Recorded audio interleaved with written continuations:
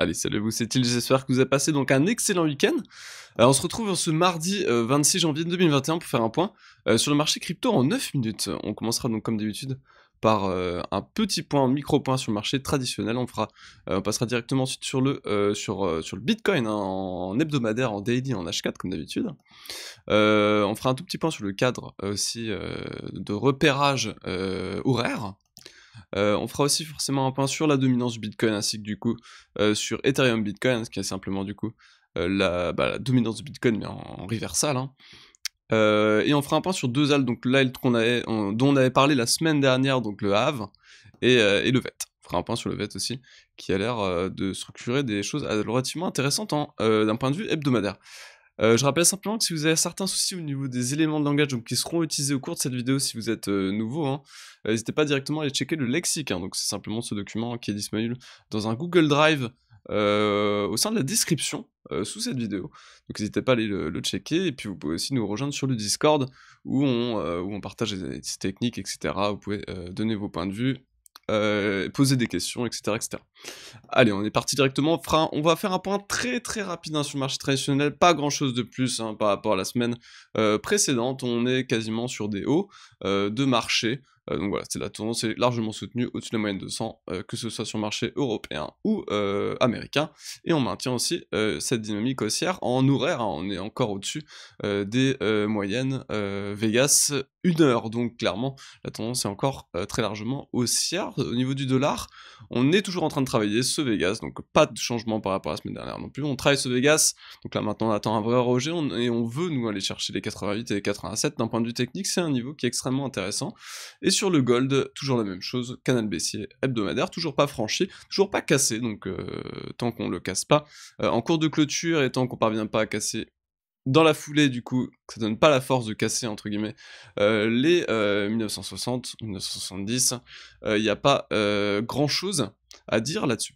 Allez, on part directement sur le Bitcoin d'un point de vue donc hebdomadaire. Donc on est ici, là, sur quand même une semaine, on vient de clôturer une semaine donc à la baisse hein, ici, à la baisse, donc simplement la mèche qui a été quasi avalée par le corps, sur du coup un cross bear au niveau du coup de l'indicateur WT qu'on utilise, qui pourrait effectivement engager une baisse. Ceci dit, très souvent les crosses, quand il y a un cross en tout cas, on retrace souvent les 2-3 semaines, même s'il est pris en compte effectivement, on retrace souvent les 2-3 semaines après. Donc à voir ce que ça va donner.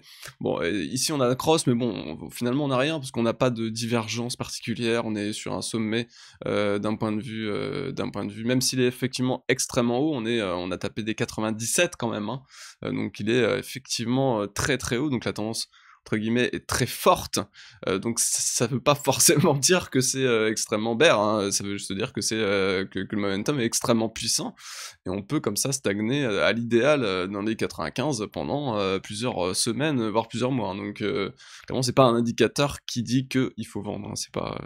Donc là, d'un point de vue hebdomadaire, bah moi j'ai rien, hein, concrètement pour l'instant il y a rien, il y a pas de structure en fait, hein.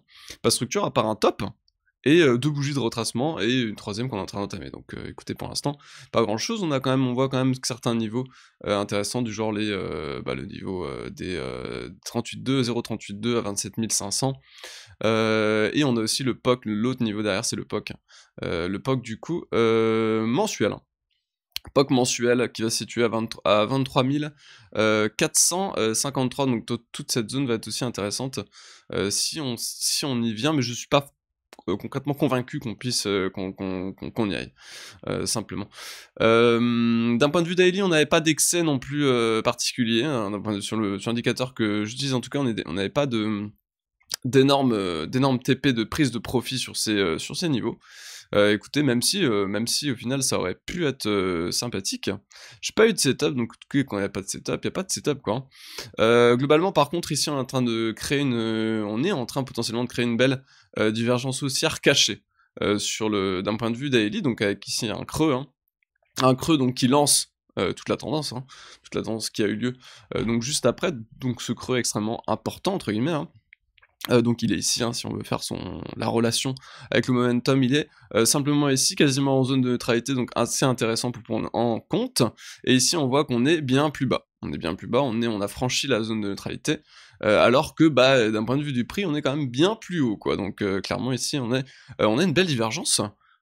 Haussière potentielle. Alors pour l'instant, elle est potentielle parce que bon, bah ça se trouve, on va juste rétamer et faire ça. Bon, ça m'étonnerait, mais, mais globalement ici, dès que ça va commencer à envoyer un cross boule à l'achat, c'est-à-dire dès qu'on va avoir une ou deux journées, soit une journée très forte à la hausse, soit une ou deux journées à la hausse, dans cette zone ici, on va recross à la hausse, et là clairement ce sera un signal de continuation journalière, et donc clairement si on fait ça, je pense reprendre de l'achat, hein, en swing, hein. Sur ces niveaux, étant donné qu'on a quand même, voilà, je m'attends pas forcément à beaucoup plus de baisse, hein, sur ces niveaux, étant donné qu'on est quand même sur une baisse qui fait quasiment 30%, hein, avec un niveau le premier niveau Fibo qui est vraiment très très proche à 27 500. Clairement, je m'attends pas à énormément de baisse sur ces niveaux, surtout que voilà, le setup était pas extrêmement divergent, donc pas de quoi de base me dire qu'on aurait pu avoir une retrace extrêmement profonde. Donc clairement ici, juste revenir retester la dynamique H4 qui est instaurée depuis octobre, pour moi ça c'est amplement, entre guillemets, amplement suffisant. Donc clairement ici, si on envoie un cross à l'achat ici, donc si on se retourne un tout petit peu sur une ou deux journées et qu'on envoie un cross bull ici sur le WT, clairement ça va partir sur un achat, sur des renforts certainement moyen long terme, hein. Enfin plutôt moyen terme, je dirais. D'un point de vue H4, donc on est ici, hein, toujours en train de travailler ce Vegas. On est repassé en dessous, pour l'instant on range, hein. On range ici dans cette zone, donc on verra si on arrive à lâcher les 30K, hein. Les 30K en cours de clôture, donc 30K 4 hein, ici, mais plutôt 30K chiffre rond, hein. En cours de clôture H4, là par contre ça risque de commencer à piquer un peu, et on ira chercher, je pense, dans la foulée au moins les 27 500. Au niveau du coup de la Bitcoin dominance, on a quand même une semaine ici qui réintègre les niveaux de biseau, etc. Donc clairement ça on va pouvoir, je pense, le dégager, hein. On va pouvoir le dégager étant donné que maintenant c'est réintégré. Maintenant on va voir du coup ce qui va se passer dans cette zone, mais là clairement on peut dessiner une sorte de structure en épaule, tête, épaule potentielle, si on arrivait du coup à rebondir ici sur support et revenir casser du coup ces niveaux. En cours de clôture, on pourra avoir une structure bear qui commence à se mettre en place, et ETH BTC on en parlait, hein, mais effectivement là il est envoyé une semaine extrêmement intéressante, hein, ici, qui vient casser les résistances d'un point de vue hebdomadaire, hein. Par contre mensuel, là, le mois n'est pas encore clôturé, donc maintenant on attendra simplement une cassure, une vraie cassure, à minima des 0,037 Satoshi, à l'idéal des 0,042 pour vraiment s'extraire de tout ça. En cours de clôture, ce serait extrêmement intéressant, et ça enverrait un signal extrêmement pertinent, hein, à l'achat sur Ethereum contre le Bitcoin, hein, donc une rotation Bitcoin vs ETH, hein. On en parlait, du coup on avait une sorte de W de continuation qui est en train de se structurer, hein. Ici on en parlait la semaine dernière qu'on était ici. Globalement ici, bah là on a envoyé une belle semaine, hein. On a envoyé une très très belle semaine dans la foulée, on a quasiment fait x2 dans la semaine en fait, hein. C'est quasiment ça, hein. On vient remarquer un ATH, donc clairement ici pour l'instant ça sent plutôt la continuation, peut-être un retest, hein, ici des niveaux, c'est possible, mais pour l'instant ça sent la continuation à la hausse clairement pour ce coin, et le VET, hein, hein, ici qui est en train de structurer du coup quelque chose qui est plutôt sympathique ici en double bottom. En double bottom divergent très certainement, on ira voir ça. Voilà, en cours de clôture, on peut ici le placer directement, pardon, le trait est pas très droit. Voilà, donc il vient pour l'instant pullback son niveau au cours de la semaine. On va voir si on avait effectivement une divergence ou pas. Est-ce qu'on avait une divergence? Oui, on avait une divergence, effectivement, sur WT, hein, une divergence qui a relancé cette hausse et qui lance ce break, donc maintenant on verra si ça va réellement poursuivre, avec une target théorique qui va simplement se situer. Donc si on prend l'amplitude totale, hein, et qu'on vient vraiment casser tous ces niveaux, on va juste faire ça assez rapidement, hop. Si on vient s'extraire vraiment de ces niveaux, même sur les mèches, hein, on va pouvoir avoir une target théorique qui va quand même se situer relativement haut, hein, à peu près à 150, ouais, on va arrondir à 150, on va arrondir à 150 Satoshi, entre 140 et 150 Satoshi, qui est aussi un niveau ici, hein, qui est aussi un niveau qui avait été anciennement testé, et en cours de clôture aussi. Donc voilà, allez, je vous laisse passer une excellente semaine, on se retrouve demain avec Matt pour une vidéo intraday. Allez, à plus, salut.